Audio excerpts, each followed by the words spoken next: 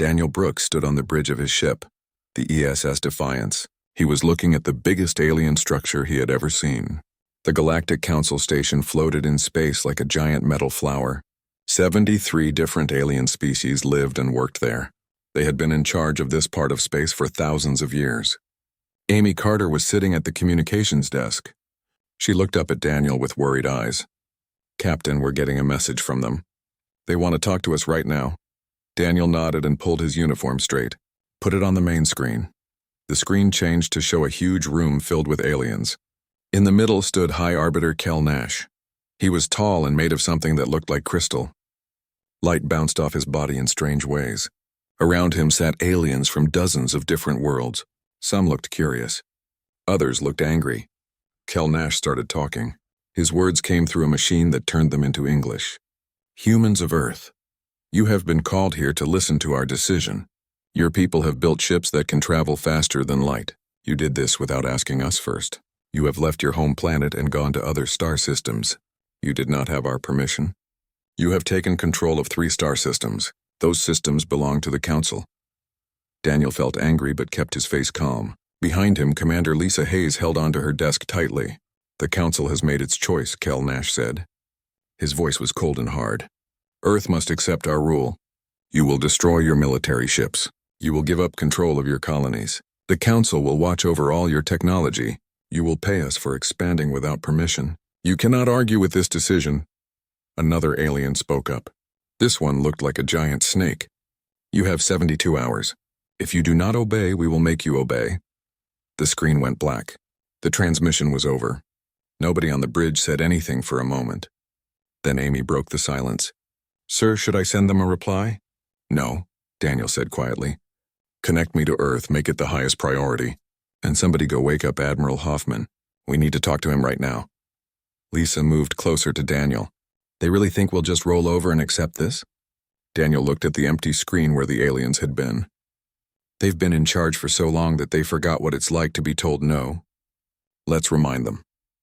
The ship turned around and started the journey back to Earth. Daniel knew the next few days would change everything. The Council thought humans were weak and new to space. They thought Earth would be easy to control. They were wrong. Back on Earth, Admiral Hoffman was in a meeting when he got the emergency call. He was an old man with gray hair and sharp eyes. He had been in the military for 40 years. When Daniel explained what the Council had demanded, Hoffman just smiled. It was not a happy smile. "So they want us to give up everything we worked for," Hoffman said. "They want us to bow down and accept their rule." "Yes, sir," Daniel replied through the video link. "And what did you tell them?" "Nothing yet, sir. I thought Earth should answer together." Hoffman nodded.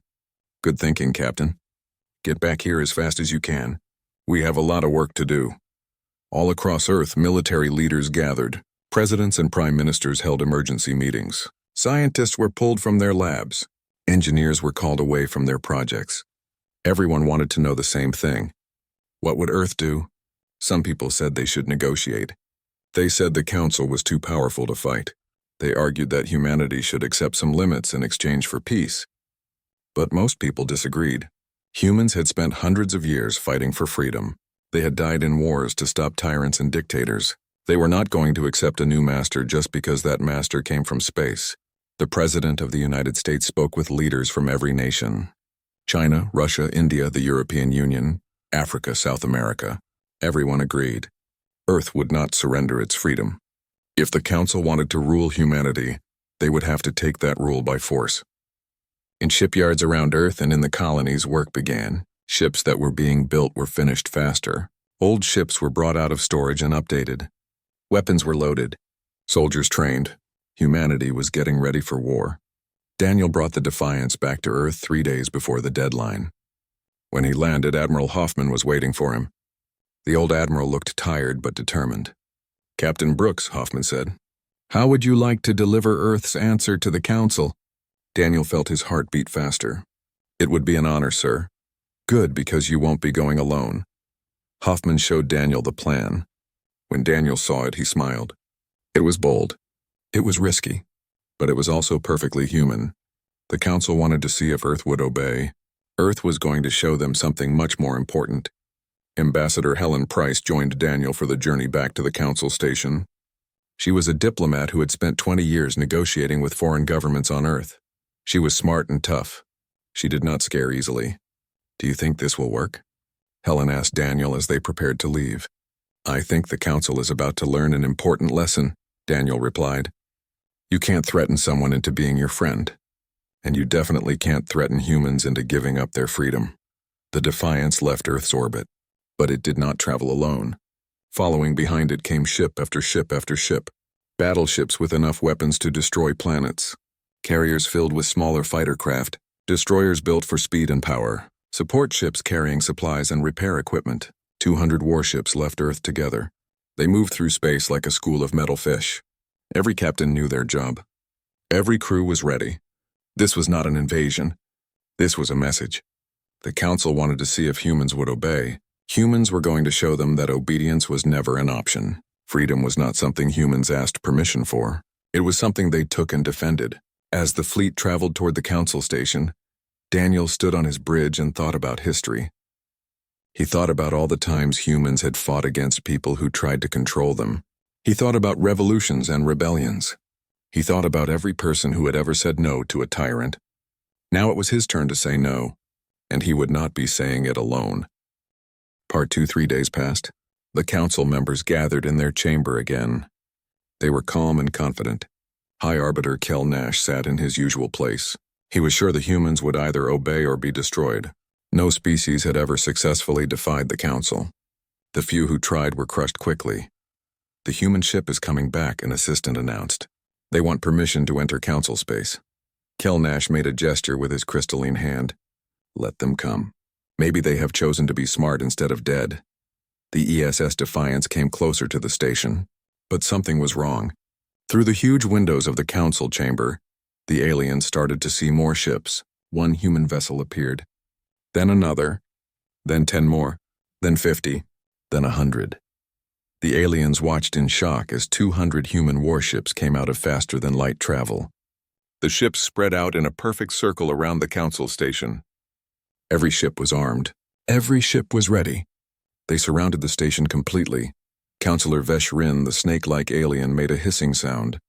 "What is happening? What are they doing?" Another counselor from the Taurian Republic laughed nervously.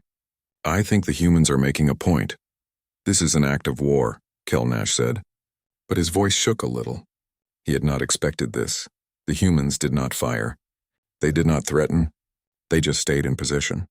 200 ships, all pointing their weapons at the station, waiting. Then a bright light appeared in the council chamber. Daniel Brooks materialized on the floor along with Ambassador Helen Price and 6 Marines in full armor. The humans walked calmly to the center of the room.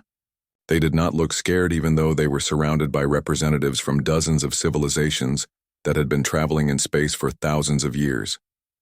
"Captain Brooks," Kel Nash said. His voice was cold and angry. "You were given clear orders. Has Earth decided to follow the Council's authority?" Daniel looked up at the tall crystal alien. His face was calm, but his eyes were hard. "High Arbiter, I stand here today not as someone begging for mercy. I represent free people, and my answer to your demands is simple: no." The chamber exploded with noise. Dozens of aliens started yelling at once. Some were angry. Some were scared. Some could not believe what they were hearing. Kel Nash raised his hand for silence. "You refuse?" His voice was dangerous now. "Do you understand what you are doing, human? No species has said no to the Council in over 2,000 years. The ones who tried were destroyed. You have 73 civilizations against you.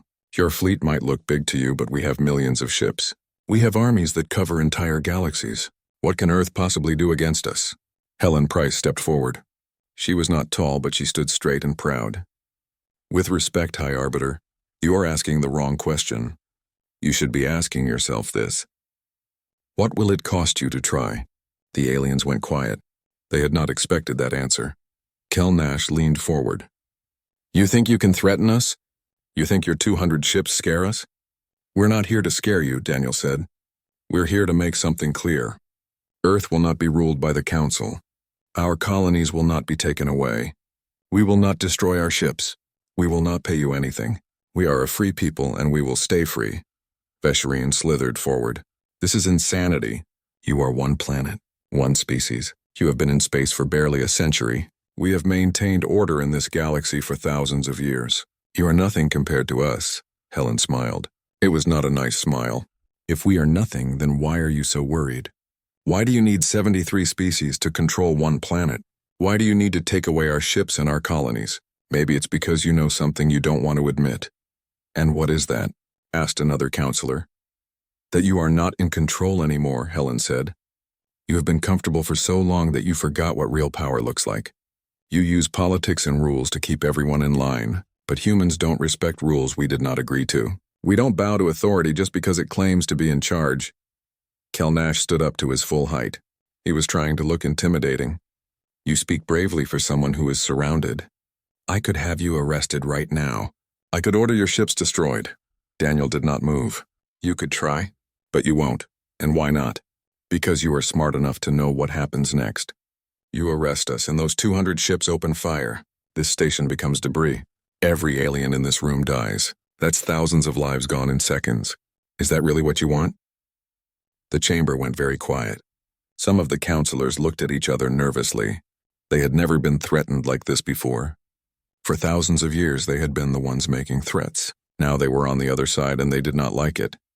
This is terrorism, Vesherin hissed. No, Helen said firmly. Terrorism is what you do.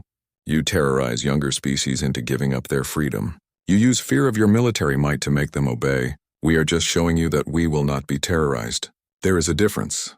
Admiral Keln of the Taurian Republic stood up. He was a military leader, one of the few real warriors on the council. Humans, I must ask. Are you prepared for war? Real war? War across multiple star systems? Or that could last decades? Are your people ready to die for this?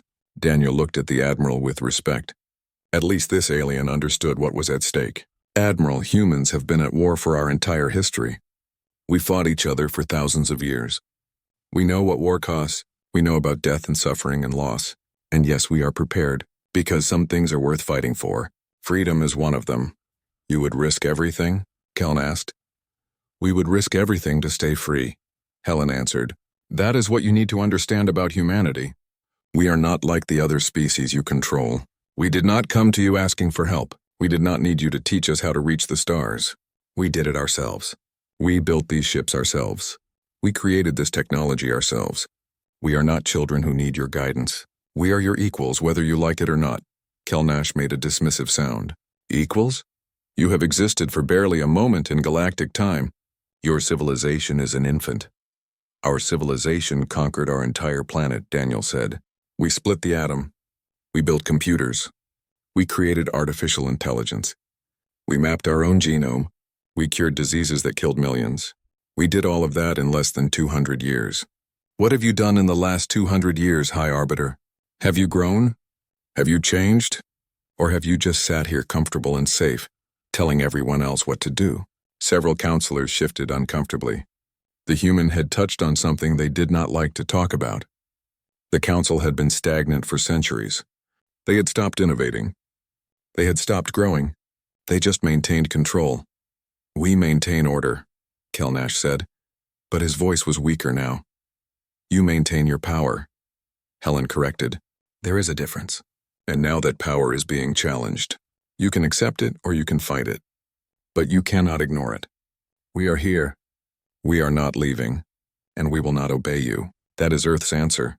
The counselors looked at each other. They had expected the humans to either surrender or attack. They had not expected this calm, firm refusal. They had not expected humans to be so confident. And they definitely had not expected to feel uncertain. Part 3, the council called for a break. They needed to talk without the humans listening. Kelnash led the other members into a private chamber.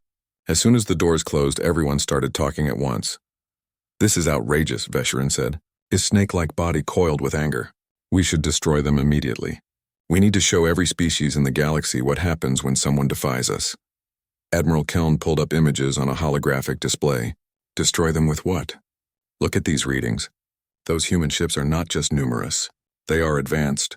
Their weapon systems are as good as ours, maybe better in some ways, and their civilization has only been industrial for 2 centuries. How is that possible? A counselor from the Vrax Collective spoke up. It does not matter how advanced they are. They have 200 ships. We have millions. The math is simple, is it? Keln asked. Where are those millions of ships? The Council has kept peace through politics and small fleets for hundreds of years. Most member species have not fought a real war in centuries. Their militaries are designed for police work, not combat. The Taurian fleet is one of the largest at 50,000 vessels. But those ships are spread across hundreds of star systems. It would take weeks to gather them together. Counselor Trem of the Archivists floated forward. The Archivists were known for being smart and thinking carefully. There is something more important we need to consider. The humans built all of this alone. They reached faster than light travel without help. They established colonies without guidance. They created this military without any examples to follow. What else can they do? They are primitive, Kelnash insisted. They are young and foolish. Are they? Trem brought up more data. I have been studying human history since we first made contact. This species has spent its entire existence fighting. They fought their planet's weather and animals. They fought diseases. They fought each other in thousands of wars. They have never known true peace. War is normal for them. The other counselors looked at the data. Trem continued. They have 8 billion individuals on their planet. 15% of their economy goes to military purposes. They keep armies even when they are not at war. They have schools that teach nothing but warfare and strategy. They plan for conflicts constantly. Everything they build has backup systems. Their civilian ships can be turned into military ships within weeks. What are you saying? Another counselor asked. I am saying that when Captain Brooks said they were prepared for war, he was not exaggerating. This is what humans are. While we have spent 2,000 years in peace, they have spent that time learning how to fight. Every human on those ships has grown up in a culture that values strength and freedom above everything else. They are not bluffing. Vesherin made an angry hissing sound. So what do you suggest? We just let them do whatever they want. I suggest we think very carefully about what happens if we attack them, Trem said. Yes, we would probably win eventually. We have more ships, more resources, more worlds. But at what cost? How many of our people would die? How much would we have to spend? How long would it take? And what happens to our authority if other species see us struggle to defeat one planet? That made everyone go quiet. The Council's power was based on the idea that they were unstoppable. If they fought the humans and it was difficult, other species might start to think about rebelling too. Admiral Keln pulled up tactical information. The humans have positioned their fleet perfectly. They can hit every vital system on this station. If we try to arrest their delegation or attack their ships, they will destroy the station before we can evacuate. Thousands will die, including many of us in this room. They would not dare, Kelnash said, would they not? Trem asked. Look at their history. Humans have shown again and again that they will accept terrible losses if they believe in their cause. They have fought wars where millions died. They have sacrificed entire armies to win battles. They have destroyed their own cities to stop enemies. They do not think like we do. Another counselor spoke up. This one was from the Pelthian Empire. Perhaps we are looking at this wrong. Perhaps we should negotiate. Give them some of what they want. Let them keep their colonies but require they pay taxes. Let them have their ships but limit how many they can build. Helen Price's voice came through the communication system. The humans had apparently hacked into the private chamber's audio. We can hear you, and the answer is still no. We will not negotiate our freedom. You either accept us as equals or you try to make us obey. There is no middle ground. The counselors looked at each other in shock. The humans had broken into their secure communications. That should have been impossible. How did you do that? Kelnash demanded. Does it matter? Helen replied. You need to understand something. We are not like the other species you control. We are not going to be scared into obeying. We are not going to be tricked into accepting less than we deserve. Earth is sovereign. We will remain sovereign. Either accept it or fight us for it. The communication cut off. The counselors sat in silence for a long moment. Finally, one of the older members spoke. Her name was Elder Sin, and she had been on the council for over 100 years. I remember when the council was first formed, she said quietly. It was meant to prevent war, to help young species avoid the mistakes we had made. But somewhere along the way, we became what we were trying to prevent. We became rulers instead of guides. We demanded obedience instead of offering friendship. Elder Sin, Kelnash started, but she held up a hand. The humans are showing us what we have become. They are a mirror reflecting our own tyranny back at us. and I do not like what I see.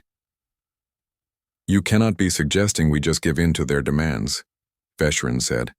I am suggesting that maybe their demands are not unreasonable. They want to be free. They want to control their own destiny. Is that not what we all wanted once? Before we became comfortable, before we became lazy? Admiral Keln nodded slowly. Elder Sin is right. The humans are not asking to rule the galaxy. They are asking to rule themselves. That is not the same thing. But if we allow them to ignore our authority, others will follow, another counselor argued. Good, Elder Sin said. Maybe it is time for the council to change. Maybe instead of demanding obedience, we should earn respect. Maybe instead of controlling younger species, we should work with them as partners. Kelnash looked around the room. He could see that many counselors were thinking about Elder Sin's words. The humans had forced them to confront an uncomfortable truth. The council had become corrupt. They had become exactly what they were supposed to prevent. But admitting that was hard. Changing was even harder, and Kelnash was not ready to give up his power. We will discuss this further, he said. But first I want to see what the humans are truly capable of. I want proof that they are as dangerous as they claim. Admiral Keln looked worried. High Arbiter, that might be a mistake. I did not ask for your opinion, Admiral. Humans, can you hear me? We hear you, Daniel's voice replied. You claim to be powerful. You claim to be dangerous. Prove it. Show us what you can do. There was a pause. Then Helen's voice came through and she sounded almost sad. If that is what you need to see, High Arbiter, then we will show you. But remember that you asked for this. Part 4. The council chamber's main display screen activated. Every counselor watched as the image changed to show a star system that none of them recognized.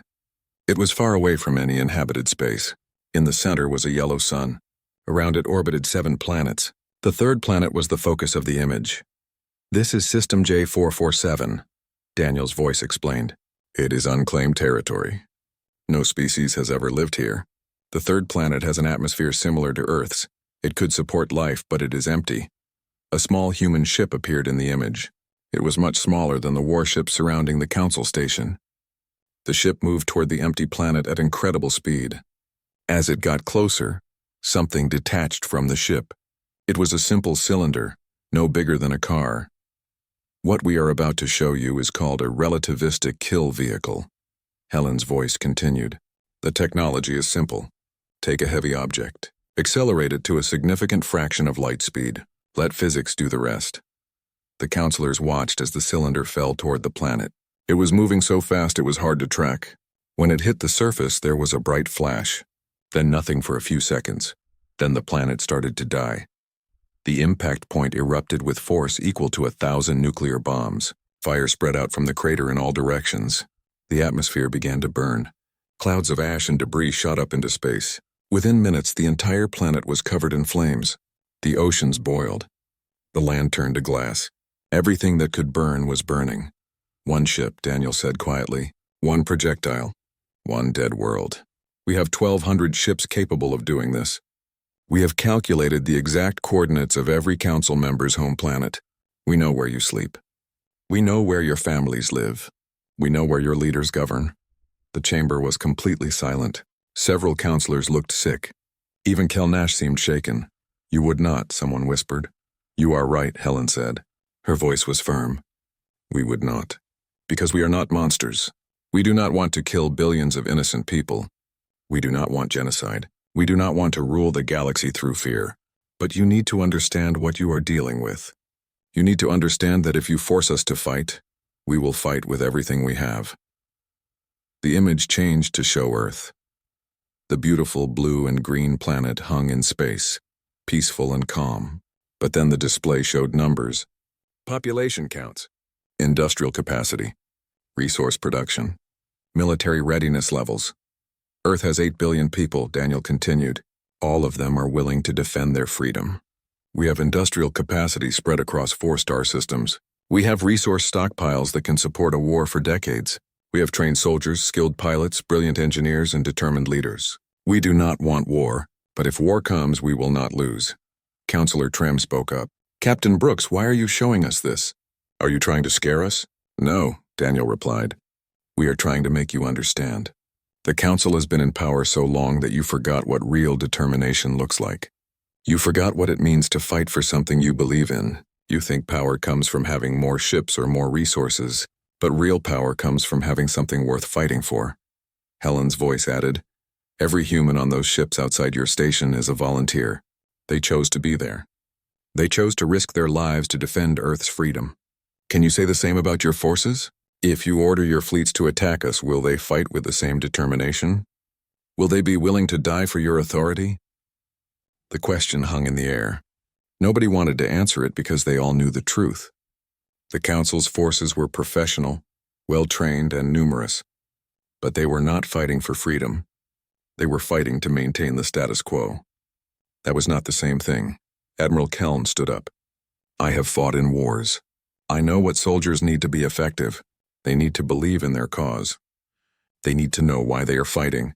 If I ordered my fleet to attack Earth, I could not tell them they were fighting for freedom or justice. I could only tell them they were fighting to maintain Council authority." "That is not enough." "You are a coward," Fesherin hissed at Keln. "No," Keln said calmly. "I am a realist. And the reality is that the humans are right. We have become tyrants. We have been telling ourselves we maintain order, but what we really maintain is control. The humans are forcing us to look at ourselves honestly, and I do not like what I see." Kel Nash stood up. He was trying to maintain his authority, but it was clear he was shaken. "This changes nothing. The Council's decision stands. Earth must submit. Then you will have your war," Daniel said, "and it will cost you everything. Not just ships and soldiers. Your authority will die. Other species will see that the Council can be defied. They will see that we fought you and survived. Even if you win, you lose," Elder Sin spoke again. "High Arbiter, perhaps we should reconsider. The humans have made their point. They are not weak. They are not frightened. Trying to force them to obey will only lead to destruction on both sides. The Council does not negotiate with defiant species," Kel Nash said stubbornly. "Maybe it should start," Elder Sin replied. "Maybe it is time for the Council to evolve, to change from rulers into partners, to work with species instead of controlling them." Other counselors started to murmur in agreement. The demonstration had shocked them. Seeing an entire planet destroyed in minutes had made the threat real. It was one thing to talk about war. It was another thing to see what modern weapons could do. Helen spoke again. "We are going to leave now. We are giving you time to think. Really think. Not about your authority or your pride. Think about what is right. Think about what kind of galaxy you want. One ruled by fear, or one where species work together as equals. And if we decide to maintain our position?" Kel Nash asked. "Then we will be ready," Daniel said. "Our ships will return to Earth. We will prepare our defenses. And when your fleets come, we will show you what humans do best. We survive, we adapt, we win. Not because we are stronger or smarter, but because we refuse to give up. Ever." The human delegation transported away, disappearing in a shimmer of light. Outside the station, the 200 human ships began to move. They did not leave in a panic. They did not rush away. They moved slowly, deliberately maintaining their formation. It was a final demonstration of discipline and control. As the humans left, the council chamber erupted into arguments. Some counselors wanted to attack immediately. Others wanted to negotiate. Some wanted to pretend the whole thing never happened. But everyone knew that something fundamental had changed. Admiral Keln looked at the display showing the destroyed planet. "We asked them to prove they were dangerous. They did. Now we have to decide if we want to find out just how dangerous they really are." Kel Nash sat down heavily in his seat. For the first time in hundreds of years, he felt uncertain. The Council had always been in control. They had always had the answers. But now they were facing something they had never encountered before. A species that did not want their guidance. A species that was willing to fight for freedom. A species that might actually be able to win. In a small room adjacent to the main chamber, several younger counselors met secretly. They represented species that were tired of council control. They had been planning to rebel eventually, but they had been too scared. Now watching the humans, they felt inspired. "Did you see that?" one of them said excitedly. "They just told the council no, and they survived. They are still alive, still free. If Earth can stand up to the council, maybe we can too," another added. "We should contact them, form an alliance, work together." The seeds of rebellion had been planted.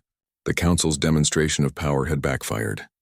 Instead of scaring the humans into submission, they had shown the entire galaxy that the Council could be defied. And that changed everything. Back on the human ships, Daniel stood on his bridge and watched the Council station disappear in the distance. "Do you think they will attack?" Amy Carter asked him. "I do not know," Daniel admitted, "but we showed them the cost. Now they have to decide if their pride is worth millions of lives." "And if they decide it is?" Lisa Hayes asked. Daniel smiled grimly. "Then we teach them why you never threaten a human's freedom." Part 5. 6 months had passed since the confrontation at the Council station. Daniel Brooks walked through the rebuilt Council chamber. Everything looked different now. The high platforms where Council members used to look down on other species were gone. Instead, there was a circular arrangement of tables. Every species sat at the same level. Everyone was equal. Ambassador Helen Price found Daniel looking at the changes. She carried a data tablet filled with reports. "Still getting used to it?" she asked with a smile. "Some of it," Daniel admitted. "How are the negotiations going?" "Better than expected. The Taurians just signed the Mutual Defense Pact. That makes 43 species who have joined us. The trade agreement has 60 members now, and everyone is following the new fair exchange rules. The technology sharing program has 27 participants. What about the old Council members? The ones who wanted to keep their power?" Helen scrolled through her tablet. Kel Nash resigned 3 weeks ago. His own people voted to join the new Council structure. They did not want to be left out while everyone else moved forward. Vesherin is still refusing to join, but his government is pressuring him. Apparently, when you give species access to technology and fair trade instead of artificial restrictions, they prefer it. Who would have thought? Daniel laughed quietly. He watched as aliens from different worlds talked to each other without the old hierarchy. They were discussing trade deals, cultural exchanges, and scientific cooperation. Nobody was demanding obedience. Nobody was threatening anyone. It was what the Council should have been from the beginning. "We did not want to destroy the Council," Daniel said thoughtfully. "No," Helen agreed. "We just refused to let it destroy us. The Council probably served a good purpose once. It helped prevent wars. It helped species learn to work together. But like any government, it became more interested in preserving its own power than serving the people. Someone had to say no. It just happened to be us." Lieutenant Amy Carter approached them with another officer. "Sirs, we are getting long-range readings. 3 new species have been detected beyond the outer rim. They have not been contacted before." "What can you tell us about them?" Daniel asked. "They have not developed faster than light travel yet, but they are close. One species might achieve it within 5 years. The archivists want to make first contact using the traditional protocols." Daniel and Helen looked at each other. They both knew what the old protocols meant. Observation from a distance, technology restrictions, slow introduction to Council authority, making the new species dependent on Council guidance. "What kind of protocols exactly?" Helen asked. Amy read from her display. "The archivists suggest watching them secretly for a few years, then making contact slowly, introducing them to Council technology gradually, making sure they understand Council rules before letting them travel freely." "No," Helen said firmly. "We are not doing that anymore. We will make open contact, share our technology freely, offer partnership without any strings attached. Let them choose their own path." Amy looked worried. "Ma'am, the archivists are arguing that this is dangerous. What if these new species become threats? What if they use our technology against us?" "Then we will deal with it," Daniel replied. "But we are not going to create another generation of species who think they need permission to explore the stars. We are not going to control them just because we can. The galaxy is big enough for everyone who wants to be part of it." Elder Sin, who had become one of the leaders of the new Council, joined their conversation. "The humans are right. We spent too long treating new species like children who needed our guidance. It was condescending and wrong. If we truly believe in the principles we claim to value, we must trust others to make their own choices." "Even if those choices lead to conflict?" another counselor asked. "Yes," Elder Sin said. "Freedom means the freedom to make mistakes. The freedom to choose your own path, even if we think it is the wrong one. We can offer advice and assistance, but we cannot force our will on others. That is what the old Council did, and it nearly led to war with Earth." Daniel nodded in respect to Elder Sin. She had been one of the few Council members willing to admit the truth and work for real change. We should send a delegation to these new species. Make it clear we come as friends, not rulers. I volunteer, said a Taurian officer named Kara Stone. She was young and enthusiastic, one of many who had been inspired by Earth's stand against the Council. I want to be part of building a better galaxy. Over the next few weeks, the new Council sent peaceful delegations to the newly discovered species. They brought gifts of technology and knowledge. They offered trade agreements and cultural exchanges. They invited the new species to join the Council as equal members, not as subjects. The response was overwhelming. The new species were grateful, excited, and eager to join the galactic community. They had been worried about making first contact with more advanced civilizations. They had feared being conquered or controlled. Instead, they found partners who respected their independence. Back on Earth, Admiral Hoffman reviewed reports from across the galaxy. The changes were happening faster than anyone had expected. The old Council structure was collapsing, replaced by a new system based on cooperation instead of control. Trade was flourishing. Technology was being shared freely. New alliances were forming between species that had never worked together before. It is remarkable, Hoffman said to his staff. 6 months ago, we were preparing for war. Now we are building a new galactic community. Do you think it will last? One officer asked. Hoffman considered the question carefully. Nothing lasts forever. Eventually there will be new challenges, new conflicts. But we have changed the fundamental structure. Instead of one authority controlling everything, we have multiple independent species working together by choice.